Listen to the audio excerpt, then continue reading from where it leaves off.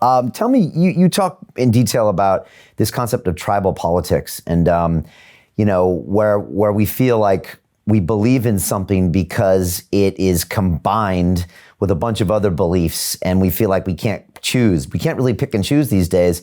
It's funny, like I had Candace Owens on last week alongside of having Dr. Judy Mikovits and David Icke, and someone commented on one of my social feeds like, what are you doing having her on?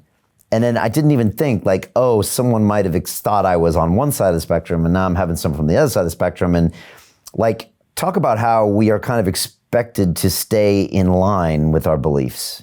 Yeah, it's good if your followers don't know where you stand politically in a way, because then you can't be accused of that, although it's hard. I don't think they do. Well, I think, the fact that pollsters and political scientists can predict what your position is on a dozen different issues if they know just one. So if I know where you stand on the abortion issue, you're pro-choice or you're pro-life, I can predict where you're going to be on immigration, guns, tax rate, military spending, police, and so on. How could that?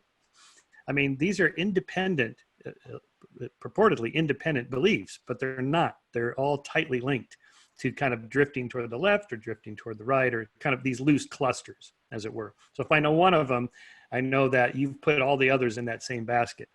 So that tells us that we're not evaluating beliefs independently based on the evidence. That is, we kind of put them in a basket that's my tribe. So for example, my favorite example of this is climate change, climate science. It's just another science.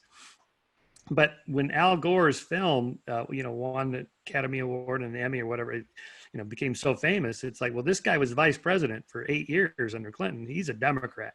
That makes climate science a liberal cause. So automatically conservatives have to be skeptical of that. Now, recent research by cognitive psychologists shows that the scientific knowledge of climate science is irrelevant for predicting whether you accept it or not. That is to say, liberals who accept climate science know nothing more about it than conservatives who reject it.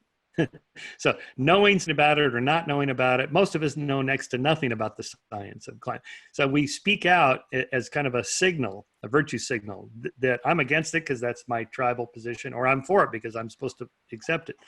And the same thing I discovered when I was researching creationism. And most evolutionary biologists, they can't debate a creationist because they don't actually know what their arguments are.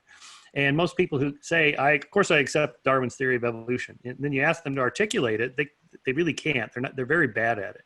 So it's not like I studied this, I learned a lot about it, and I decided it's true. That isn't what most of us do. We just accept stuff because that's our group and that's what we accept. So it's a very revealing bit of research about human cognition and how it works. That's scary. I mean, that'll shake you to the core if you buy into it, because it's this like illusion that we make choices and we don't. So one approach I have is to try to do an end run around that problem. If I'm talking to, say, a climate skeptic or a creationist or something like that, is and the analogy I use is, if you give somebody a choice, somebody who's a Christian, and you say you have to choose between Darwin and Jesus, they're not picking Darwin, okay? Because their commitment to their religion is more deeply personal and important to their life, whereas the science is just the science, whatever that is.